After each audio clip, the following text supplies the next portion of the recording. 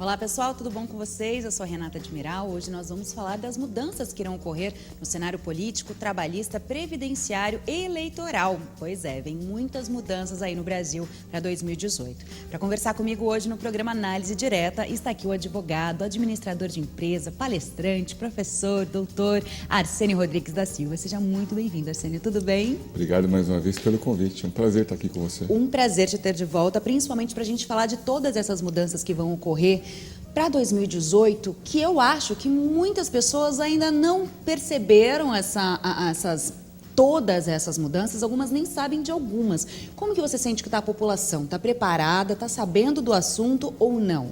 Não, eu penso que uma grande parte da sociedade ainda não está a par de tudo que está acontecendo, o que veio por acontecer. Ou seja, 2018 será um ano de muitas mudanças, de muitas discussões, em que a sociedade, no contexto geral, tem que participar dessas discussões, principalmente as eleições. É o ponto fundamental de 2018, a sociedade participar do processo eleitoral.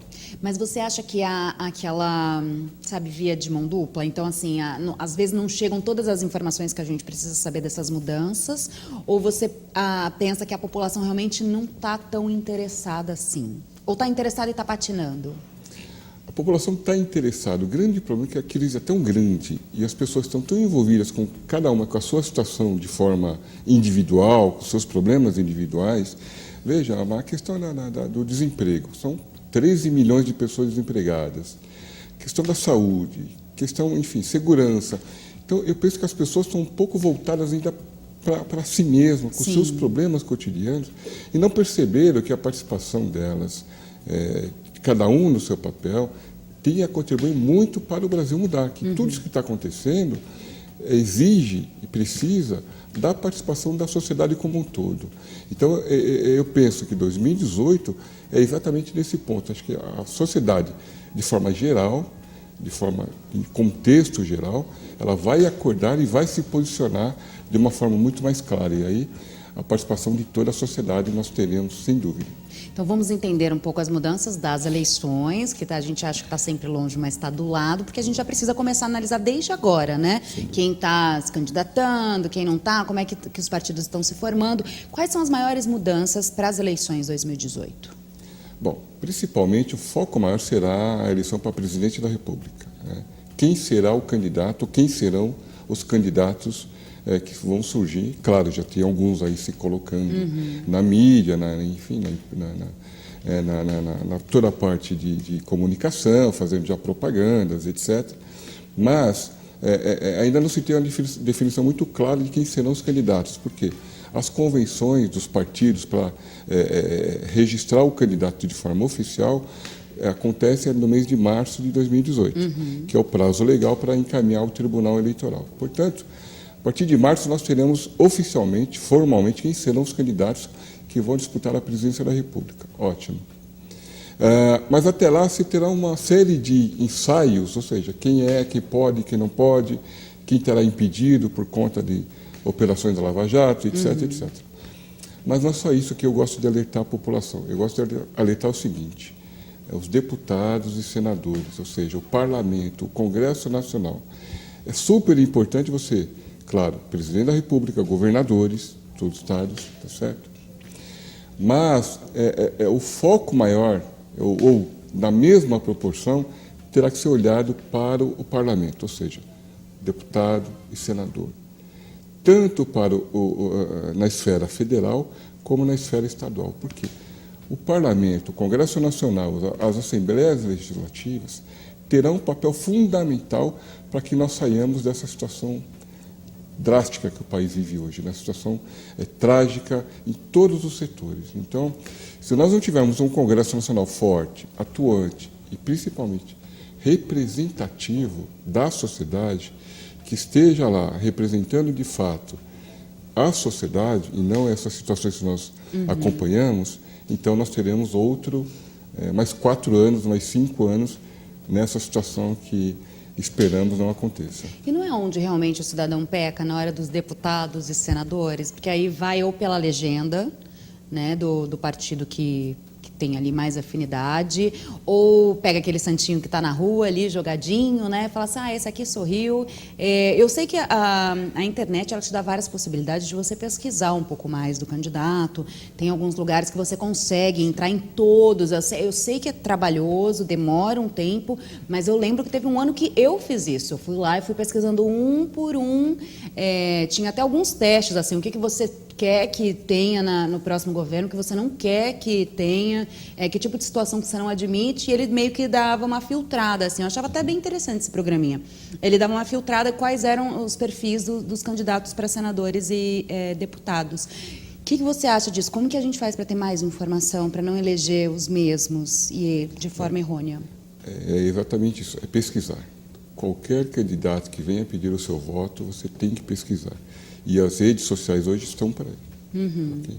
Por quê? Porque é alguém que vai te representar durante 4 anos no Congresso Nacional.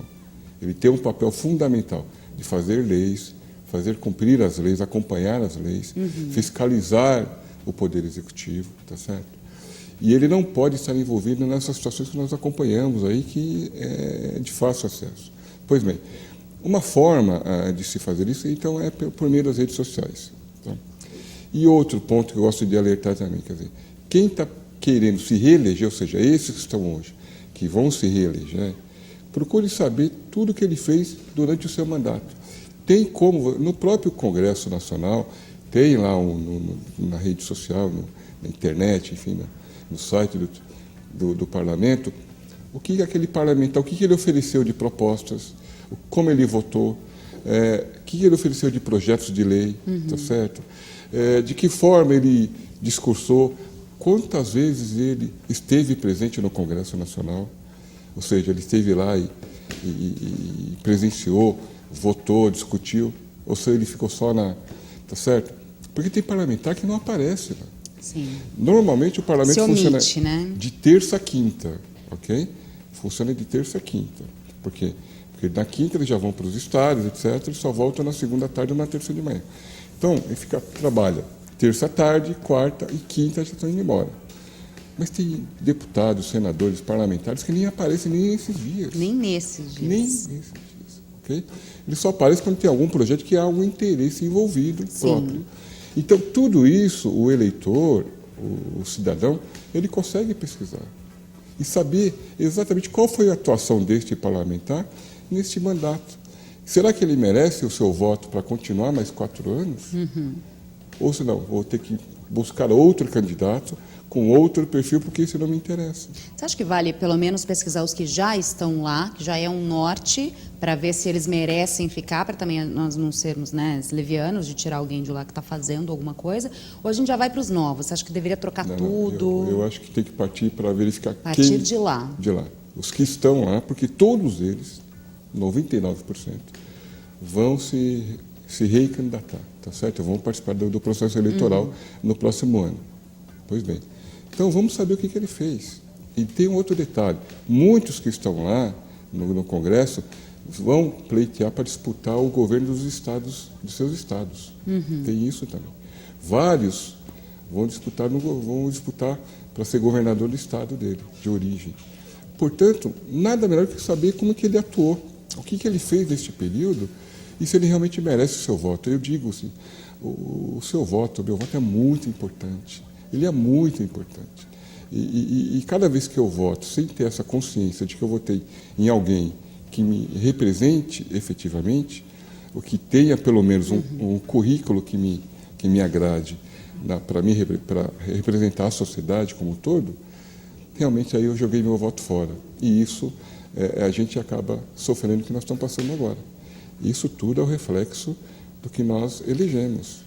Infelizmente é isso. A gente até já falou isso num outro bate-papo, só para a gente reafirmar aqui para o pessoal, essa questão de voto nulo, branco ou ir direto na legenda. Quais são as consequências disso? Isso é uma forma de manifestação positiva ou nada positiva? Ocorre o que você acabou de falar, a gente joga o nosso voto no lixo. É uma forma de manifestação, mas eu penso que não é uma forma de manifestação positiva, porque isso acaba vencendo alguém. Porque os candidatos, os que são eles são eleitos em cima dos votos válidos, e aí você tem os coeficientes, tem toda uma fórmula eleitoral. Portanto, quando você anula o seu voto, vota em branco, vota em nulo, você acaba beneficiando alguém. Será que esse alguém que foi beneficiado é alguém que merece isso? Você veja, e outra, vários candidatos, na última eleição, um deputado que foi eleito, foi o mais votado, ele levou candidatos por conta dessa questão do coeficiente.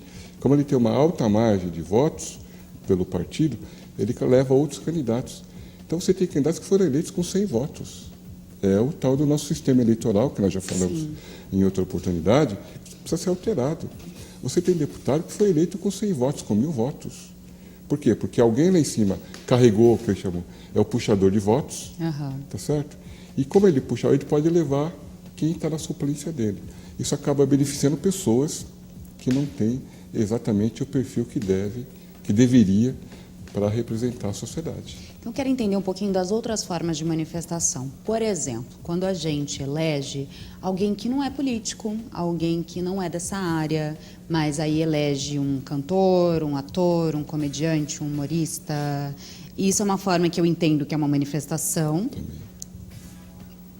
O que você acha? Esses novos, que não têm essa vivência política, podem ajudar a mudar? É uma forma positiva da gente pensar? Quem sabe vamos mudar o que a gente já tem e vamos ter uma cara nova, alguém que toque o barco de uma forma diferente? Ou não? Isso também é queimar voto? Não, eu penso assim, votar no novo, você buscar uma pessoa nova, essa pessoa que se dispôs a entrar na política e vai lá colocar o seu nome para uma eleição, para disputar uma eleição, eu penso que é válido. Eu vejo isso como positivo. Agora, claro, quando nós formos exercer nosso direito de voto, é importante saber se essa pessoa tem o perfil. Como você disse, o humorista tem, com todo respeito ao humorista, mas ele tem um perfil para atuar no Congresso Nacional? Eu penso que não, tá certo? Você não pode votar por conta da profissão dele ou por conta do grau de sucesso que ele tem na vida profissional dele. Sim. Seja artista, cantor, comediante, enfim. Não é isso. Você tem que analisar a pessoa, o currículo daquela pessoa. Bom, ele nunca disputou um processo eleitoral. Bom, mas ele tem trabalhos sociais, ele tem uma posição política, concorde você ou não, mas ele se posiciona politicamente. Ele está do lado A, do lado B, então você já sabe qual é a posição dele, então você já vai votar consciente ou não naquele candidato, tá certo? Então, eu não sou contra as pessoas novas surgirem na política. O que eu acho que a sociedade tem que avaliar é essa pessoa que se predispôs a disputar uma eleição para algum cargo eletivo. Será que ele está preparado para esse cargo, para essa função? Esta é a questão maior, esta é a questão de fundo.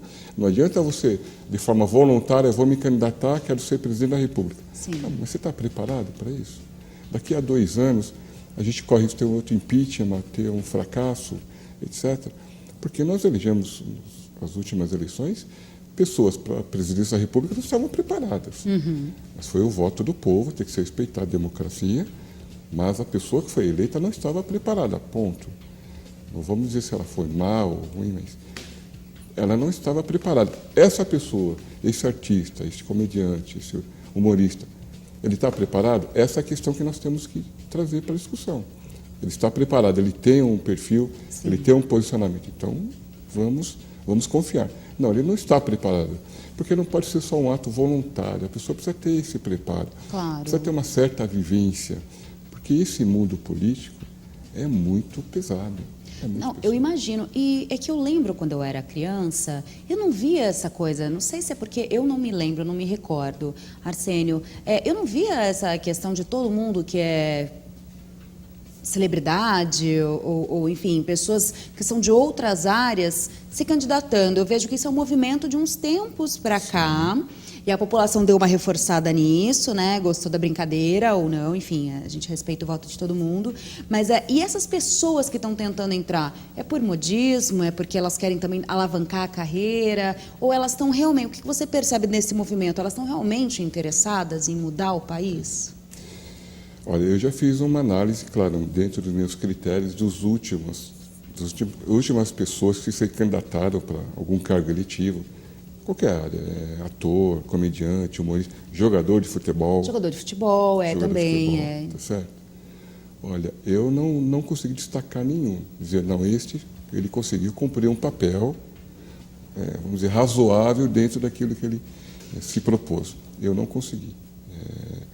Nessa minha análise, com todos os defeitos que eu possa ter feito, mas, enfim, analisando, pesquisando dentro do mundo que eu vivo, e a gente tem um pouco mais de acesso às informações, o jogador tal que se candidatou e elegeu. Foi um fracasso. O cantor, porque não sei o que, alavancou a carreira dele. Mas, para a sociedade, não representou nada. Uhum. Então, na maioria das vezes, isso representa um mérito, enfim, para a pessoa, porque alavanca a carreira, melhora, ele tem visibilidade, etc. Sim. Mas, para a sociedade, nada. Você vai buscar, não, fez um projeto de lei de interesse da sociedade, nada. Ele foi lutar pela saúde, não vi nada. Ele foi brigar pela educação, nada. Então, são pessoas que eles acabam, no termo, sendo engolidas pelo sistema político. Eles acabam até desaparecendo dentro do sistema político. Tá certo? É verdade, né? E aí isso não traz para a sociedade o resultado que nós esperamos. Tá certo? Que é ética, decência e realmente representar a sociedade no Congresso Nacional. Não temos.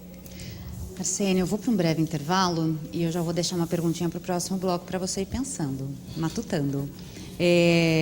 A pergunta que eu quero abrir no nosso próximo bloco é: o que você achou da desistência do Luciano Huck para se candidatar aí, que é mais ou menos o que a gente estava falando agora. Bom, daqui a pouco a gente volta, a gente ia aí pensando um pouquinho nessa pergunta.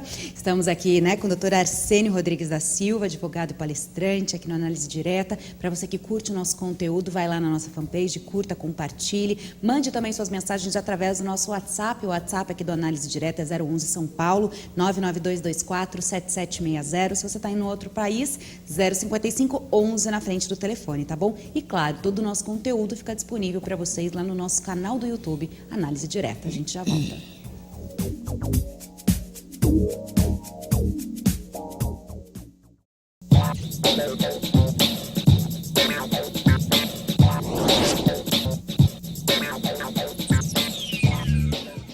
Mudanças no Brasil para 2018. Você está preparado? Sabe o que vem por aí? Então fica com a gente do Análise Direta, que eu estou aqui na companhia do palestrante advogado, doutor Arsênio Rodrigues da Silva.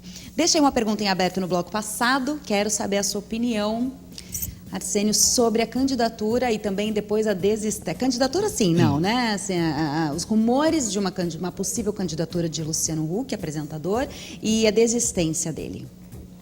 Bom, eu achei que foi de muito bom senso ele não se candidatar. Isso eu já dou minha opinião bem objetivamente para você. É uma pessoa, enfim, um apresentador, uma pessoa pública, tem todo o sucesso, tem uma fama e tem uma carreira brilhante, ok? Mas, do meu modo de entender, ele não está preparado para assumir uma presidência da República. Ele não teria as mínimas condições, caso fosse eleito, tá certo, de dirigir o país. Ele não tem o preparo, ele não teria toda uma fundamentação política, administrativa, econômica, etc., para gerir o país. Nós estamos falando de um país de 200 milhões de pessoas, um país com tamanho continental como o Brasil, com todas as desigualdades que temos. Achei que foi de muito bom senso o artigo onde ele manifestou a sua desistência, porque ele então estava, o que se chama na política, o balão de ensaio, para ver como que a coisa... Como que as pessoas também reagem a isso, né? A reação da sociedade, e aí alguns partidos pequenos já estavam fazendo todo um assédio para que ele se filiasse ao partido, claro, né, por conta disso. Enfim, e ele teria um grande apoio de uma parte da sociedade e até penso eu, da classe artística também, ele teria um bom apoio. Certo?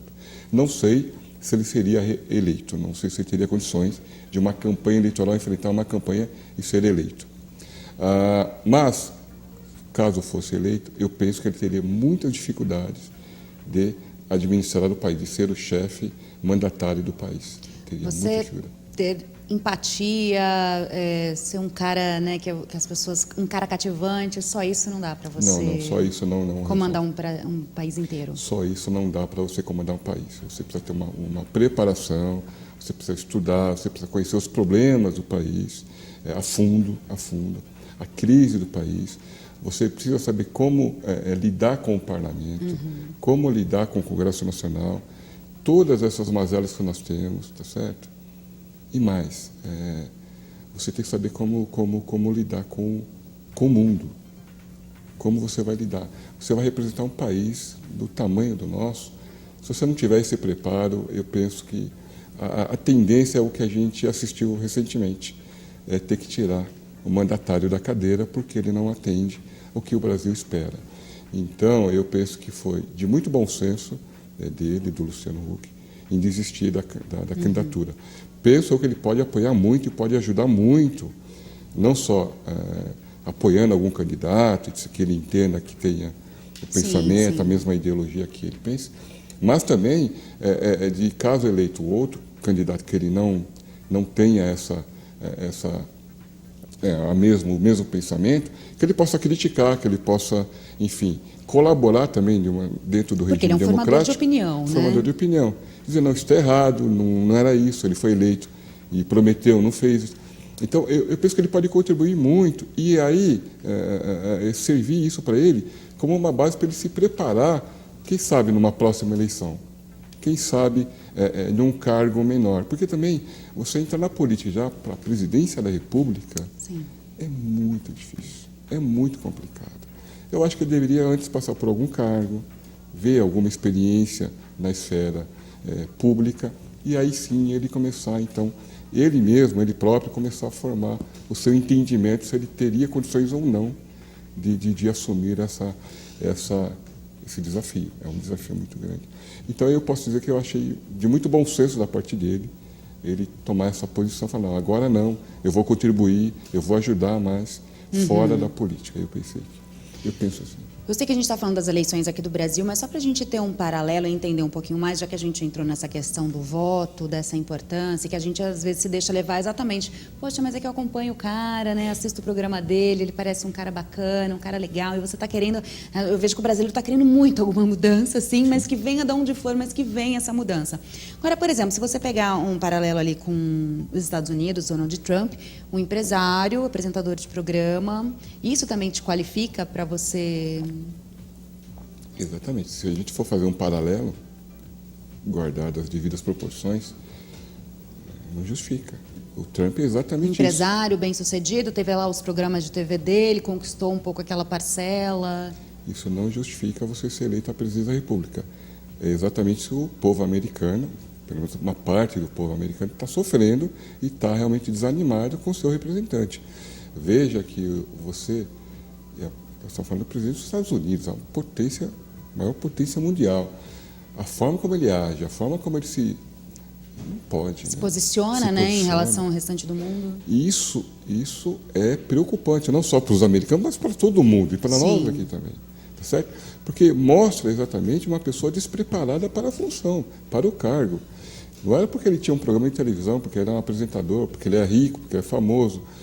Enfim, as empresas dele, tem uma série de questões das empresas dele, enfim, da fortuna dele, mas é outra situação. Mas isso não significa que não dá a ele o direito de ser presidente da República. Ou seja, administrar uma empresa também é diferente de administrar um país. Muito diferente, muito. Anos de diferença, tá certo? Então, as empresas sempre foram mal administradas. É que ele, enfim.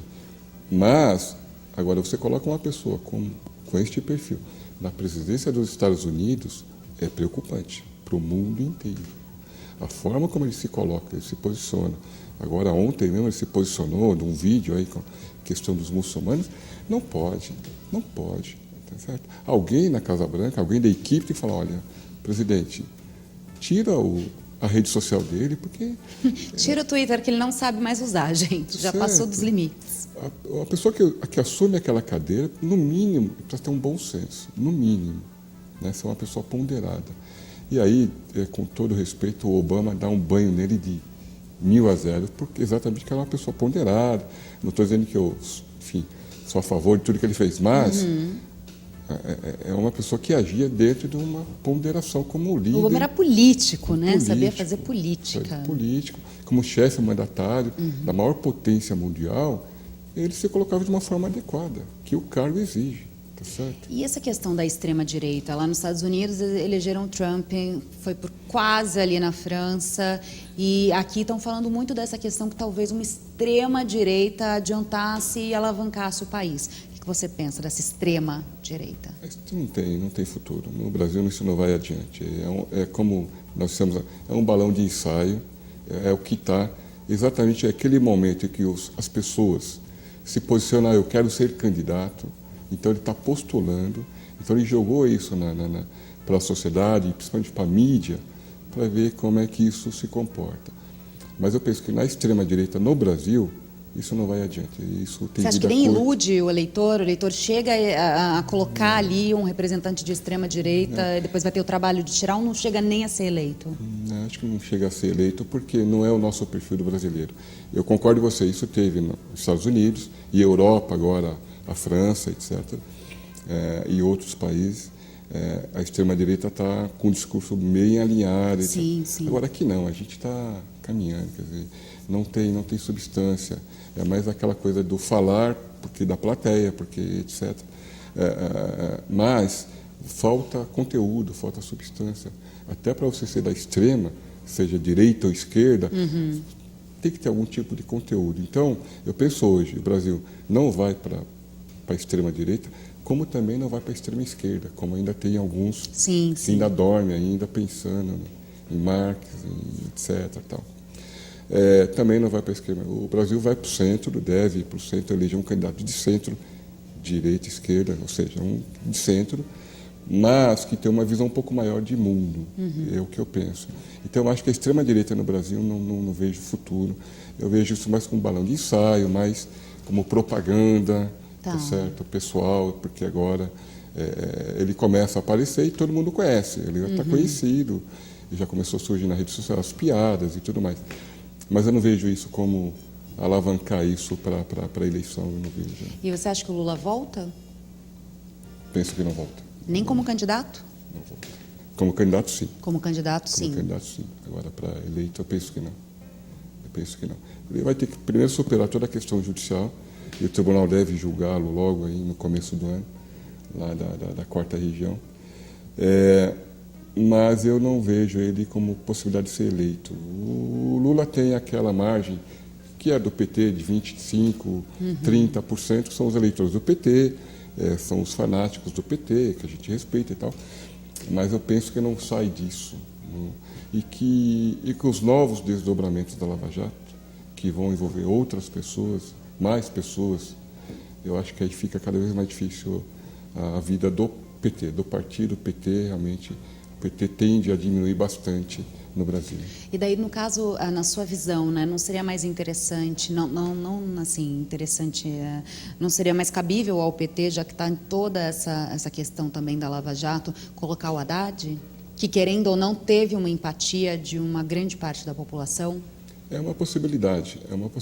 O PT vai ter que, não a questão do Haddad, mas o PT vai ter que se reformular. Renovar. Então vai ter que botar pessoas novas, caras novas, ou seja, os líderes do PT, o líder, só tem o Lula de líder, vamos falar francamente, hoje o líder que restou é o Lula, tá certo? Que sempre foi uma liderança, mas você tinha outras lideranças do PT que davam, essas lideranças praticamente todas sumiram, ou por envolvimento na Lava Jato, ou porque politicamente. Né? Exatamente. Então, o PT hoje tem como líder único o Lula. Então, para que o PT possa continuar, ele vai ter que ter novas caras, vai ter que se renovar. Então, eu penso que aí, para as próximas eleições, e principalmente o discurso do PT, não pode ser mais o discurso que a gente assiste hoje. Então, eu não vejo o PT nessa eleição com grandes possibilidades. E já que você citou a Lava Jato, você acha que ainda tem muitos desdobramentos? Que às vezes a gente vê muito nos jornais, né? Falando, a Lava Jato já está chegando ao final, já não tem mais, já perdeu a força, já não é o que era antes. Não, ainda tem muita coisa ainda porque os processos ainda estão muitas delações ainda não foram homologadas pelo Supremo, tá certo? Tem muitas investigações ainda em curso, né? Tem muitos processos que aguardam o julgamento, seja em primeira instância com o Sérgio Moro, seja na segunda instância. Então, muitas coisas vão ainda acontecer. E, neste momento, acho que se aguarda mais do Supremo são as homologações das delações. Então, muita coisa ainda vai aparecer, então, muitas pessoas ainda serão envolvidas. E isso vai, de alguma forma, impactar no processo eleitoral, na campanha eleitoral. Eu vou só fazer uma parte, já que a gente falou também de Lava Jato, mas depois eu quero voltar para essa questão política. Não confunde um pouco o cidadão, esse prende e solta o tempo todo? O cidadão comemora que alguém foi preso, que alguém foi indiciado, no dia seguinte já está solto de novo. Aí depois, isso não fica confuso para a população? Afinal, o que vocês estão fazendo, né? Quem está errado e quem não está errado? Esse é o nosso modelo jurídico, é o nosso ordenamento jurídico, é o que nós temos na nossa legislação. Então, quer dizer, a pessoa é presa preventivamente ou, enfim, tem uma série de medidas. E aí cabe os recursos, que os advogados manejam os recursos para soltar habeas corpus preventivos. Isso está tudo dentro do regramento. Acho que é importante a sociedade entender que tem que seguir a norma. Se existe uma lei, nós temos que seguir essa lei, né? E se a lei possibilita a soltura daquela pessoa que foi presa preventivamente, etc., cautelarmente, da outra forma, ele não deixa de responder pelo processo. O processo continua.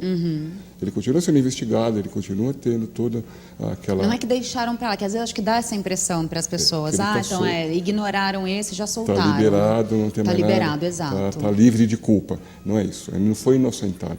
O processo segue, tá certo? Porque não, essas prisões preventivas ou cautelares é fundamentado algum pedido do Ministério Público, dizendo o seguinte: então, essa pessoa ele está comprometendo as investigações, ele está destruindo provas, ele está coagindo testemunhas. Então, o juiz prende para que eu possa trabalhar, só numa linguagem mais simples. E aí, isso tem prazos, não, mas são 30 dias ou uma semana, depende do pedido do Ministério Público. E a partir daí o processo continua, tá certo? Então, todos eles continuam com os processos investigatórios e aí os julgamentos e tudo mais. Isso só deve acontecer em 2018, em meados de 2018. E penso eu que isso vai casar muito com o processo, bem com o clima da campanha próximo das eleições. Muita coisa vai chegar próximo das eleições. E daí a dificuldade de alguns candidatos para disputar as eleições. Então, não só para a presidência, enfim, para deputado, para senador, porque tem muitos senadores, muitos deputados envolvidos e que estão buscando a reeleição, ou nova reeleição, exatamente por conta do tal do foro privilegiado. Esse é o grande ponto. Muitos deles que não vão disputar para o Senado porque para o Senado precisa de uma margem de votos maior. O que eles vão fazer? Vão disputar para deputado que a margem é menor. Mas aí ele garante a imunidade. E o processo dele fica lá no Supremo, que é o tal do foro privilegiado que o Supremo está discutindo hoje.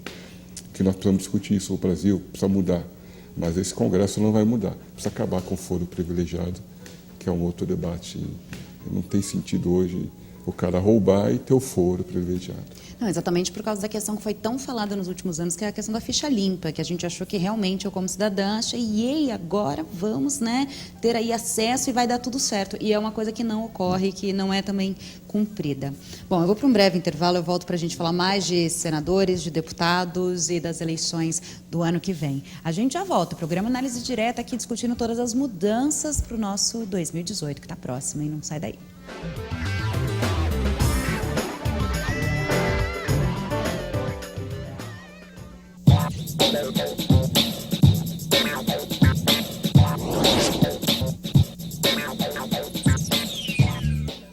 Olá, o programa Análise Direta está de volta. Hoje eu recebo o advogado e palestrante, Dr. Arsênio Rodrigues da Silva. É sempre um prazer tê-lo aqui. E para todo mundo entender um pouquinho dessas mudanças 2018, que é o nosso tema de hoje, queria falar um pouquinho sobre reforma política, assim, uma pincelada sobre as maiores reformas que vêm por aí para 2018. Algumas estão já para aprovar agora dia 1º, né, de janeiro. Sim.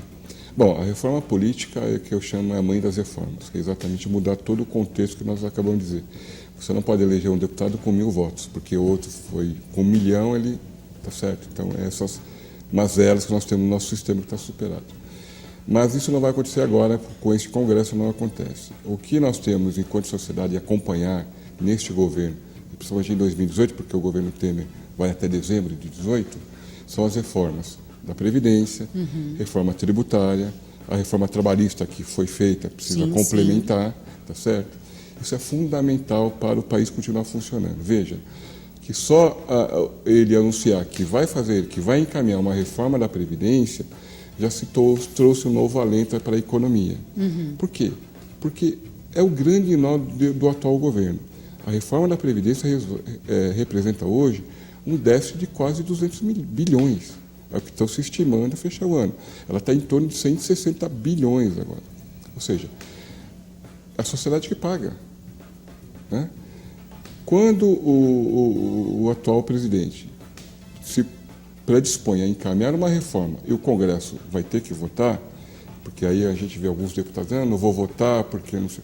Isso não cabe, isso tem que cobrar desse deputado e desse senador. Tem que votar, ele tem que ir lá e votar.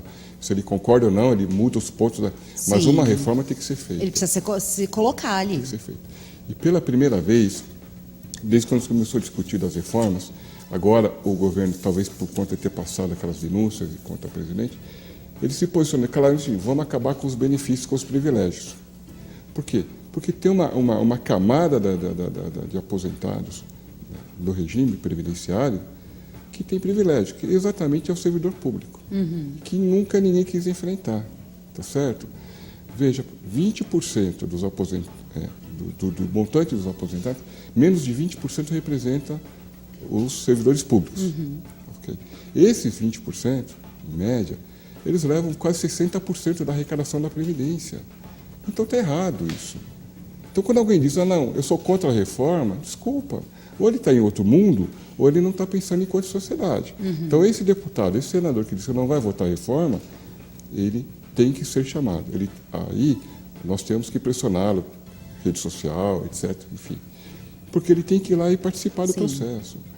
Agora, enquanto se continuar esses privilégios, o que acontece? Nós é que pagamos.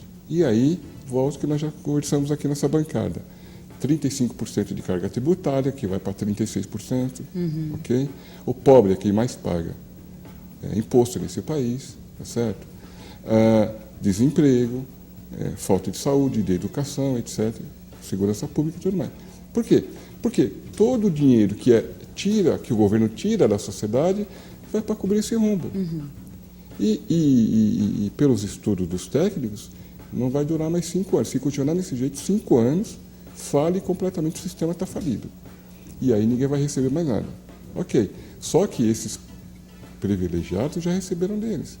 E o restante da sociedade? E nós, e as pessoas que hoje estão trabalhando, estão contribuindo, esperando lá na frente a sua aposentadoria. Sim. Quem é que vai bancar isso? É o que eu sempre gosto de brincar em sala de aula. O governo não produz dinheiro. O dinheiro ele tira da sociedade, de nós, da sociedade. E ele tem que tirar e voltar esse dinheiro para a sociedade, que é a obrigação do Estado, educação, saúde, segurança, transporte, previdência, tá certo? Não para fazer esse tipo de coisa. Então, a reforma da Previdência tem que ser feita agora. Votada na Câmara e depois para o Senado, e de 2018, independentemente da campanha, do processo eleitoral, a reforma tem que ser levada adiante. E o deputado, o senador, que se explique na sua base eleitoral, como eles chamam, por que ele votou. E ele esclareça, porque a sociedade, hoje, é favorável à reforma, porque ela entendeu, porque pela primeira vez se disse, olha, vamos cortar os privilégios. E isso que nós estamos esperando. Não pode, a pessoa que contribui 35 anos, se aposenta pelo teto, que são R$5 mil, enquanto o servidor público leva R$30 mil. Tem uma discrepância aí, uma conta que não a conta não fecha. Não fecha. Então, essa reforma tem que ser levada adiante. E aí vem a tributária, que tem que ser colocada na pauta, tá certo? Que é fundamental. O gasto público, ou seja, a reforma fiscal tem que ser feita, o governo não pode gastar mais do que arrecada. Sim, e aí tem que fechar esses gargalos todos. Porque senão a gente continua contribuindo ainda mais com impostos, né? Então, só para você ter uma ideia, para a gente ilustrar bem essa questão dos benefícios. A maioria dos parlamentares tem um direito ao auxílio moradia, que ganham lá R$4.000. Tudo bem, somando não é muita coisa. É muita coisa de forma simbólica por um contexto. Porque a maioria tem casa lá em Brasília, tá certo? A maioria tem onde morar. E aí, todas as despesas da residência, nós aqui bancamos. A sociedade é que banca. Ele tem motorista, ele tem carro próprio, ele tem escola, tudo isso, tá certo? Tem auxílio, que chama auxílio paletó. É um absurdo isso. Isso tem que acabar no Brasil. Paga-se um salário decente e você cumpre a sua função. Função, é isso. Entendeu? Mas se você pegar todos os benefícios hoje, o quanto custa um parlamentar, é um absurdo. E os servidores públicos, na grande maioria, veja, tem servidores que trabalham, são honestos, são dedicados, que gostam do que fazem. Mas tem muitos servidores públicos que não trabalham. E tem uma série de benefícios acoplados ao tal do salário que custa para a sociedade. Então, isso tudo o governo tem que fazer. Tem que fazer uma reforma fiscal. Mas aí você precisa ter uma agenda, uma pauta. Então, eu penso, concluindo, que o primeiro ponto é a reforma da Previdência. Tem que ser levada adiante. Sim. Já neste ano, o Congresso, a Câmara votar, em primeira votação, tem que ir para o Senado, tem que votar, são 2 turnos, não é certo? Mas o deputado tem que votar. Quando a gente ouve o deputado não vou votar, ou da oposição, ou da situação, por quê? Porque eu preciso barganhar algum tipo de... A troca dos ministérios agora é exatamente para acomodar a tal da base aliada para votar a reforma. Ou seja, aí eu pergunto, onde que está se pensando no Brasil? Ele vai votar porque ele conseguiu algum cargo dentro do governo federal. Então, quer dizer, a sociedade, o Brasil, não está na lista de prioridades deste deputado. Sim. Então, quando ele se manifesta, eu não vou votar, ou vou votar contra, é porque ele tem algum interesse envolvido. É o que eu penso.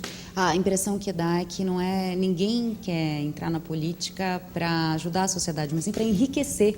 É uma forma de você conseguir mais poder, mais dinheiro, e daí talvez se tivesse essa padronização de salário, isso e aquilo, teriam realmente lá as pessoas com vontade de mudar esse país. Se você pegar a lista de patrimônio, quando ela entra na política, quando ela sai, é outra situação, bem diferente. Então, é esse ponto que a gente tem que olhar.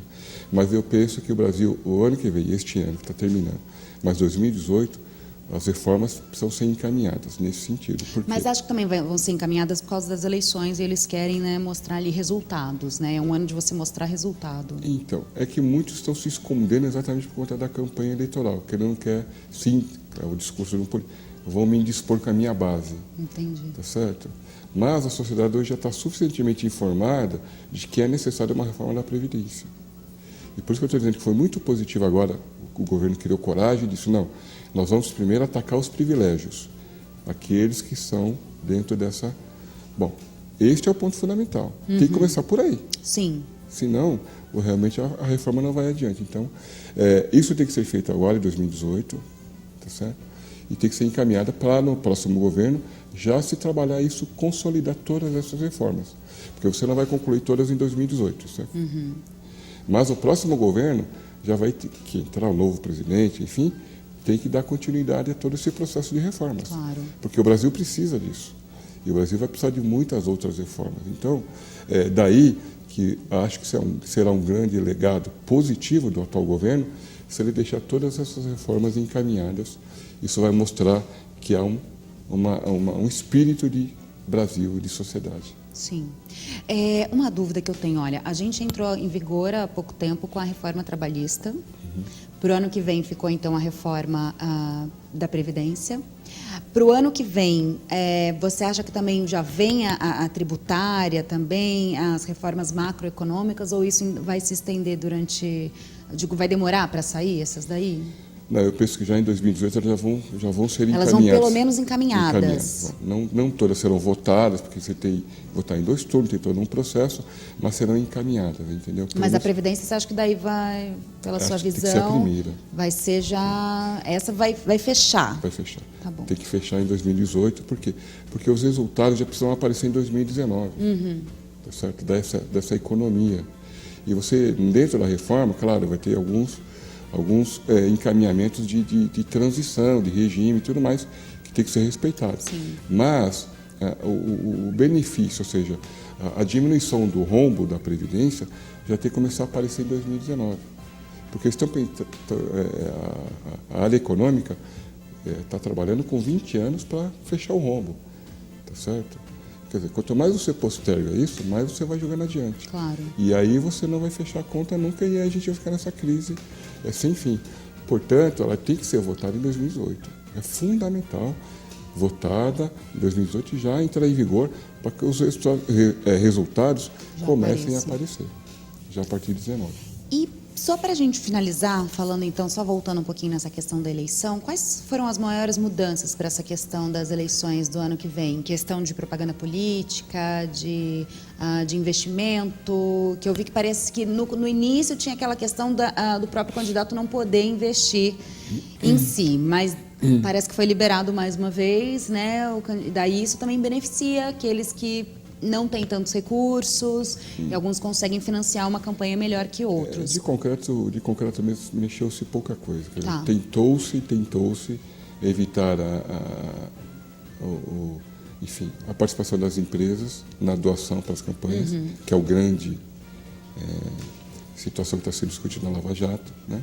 Mas, por outro lado, se criou o tal do fundo eleitoral, de quase 2 bilhões. Isso é dinheiro público. Na atual situação, na atual conjuntura do país, você tirar quase 2 bilhões só para a campanha dos deputados, enfim, dos políticos em geral, é muito dinheiro. É muito dinheiro. Eu sou contra usar o dinheiro público para campanha. O candidato tem que conseguir doações. Agora, tem que ter uma legislação clara. Se eu doei para um candidato, eu vou lá e declaro, está aqui. Sim. Não é o que estão querendo aí. Não, caixa 2 agora virá legal. É legal ter o caixa 2, então eu tiro o dinheiro e faço a doação e esse dinheiro fica legal. Não, tem que, se eu doei para um candidato, de onde que eu tirei? É meu dinheiro? É da minha renda, sim? Então eu tenho que declarar e o candidato tem que declarar. Isso tem que ser online, o Tribunal Eleitoral tem que acompanhar, porque o candidato tem que prestar conta, não. O Arsênio apoiou, doou para o candidato X. Ele está aqui, demonstrou, tirou o dinheiro da conta dele, registrado, e está aqui o candidato declarou que recebeu o dinheiro. Ponto. Isso é simples. Simples. É simples, tá certo? Tem que acabar com essa situação do caixa 2, com tudo isso que a gente está vendo, as malas de dinheiro, essa coisa toda. Agora, tirar dinheiro público, tirar 2 bilhões, está tirando da sociedade. Nós estamos pagando para que eles façam campanha eleitoral. Esse é o ponto. Eu fui contra essa questão da criação do tal do fundo. E aí, é a questão da esquerda, que apoiou, que não sei o quê. Mas eu fui muito contra isso, porque não tem sentido. Nessa crise que nós vivemos,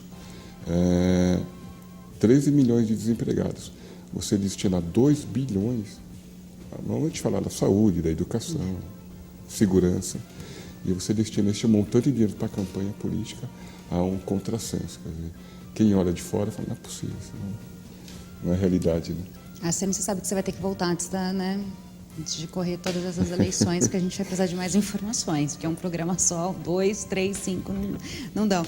Muito obrigada mais uma vez pela sua presença, sempre muito, assim, é muito bom, é muito elucidativo conversar contigo, e acho que para todo mundo também é super prazeroso para a gente entender um pouquinho mais e ficar mais ligado aonde a gente está, que tipo de país é o nosso, para onde que a gente tem que caminhar, para a gente caminhar juntos com ideais aí bem fortes. Agradeço mais uma vez, então, sua participação aqui no Análise Direta. Eu que agradeço pela oportunidade mais uma vez e, como eu digo, eu sou otimista. Eu acho que nós vamos virar a página e cabe a nós, enquanto sociedade, tomar a rédea desse processo todo. Então, vamos em frente. Eu agradeço mais uma vez.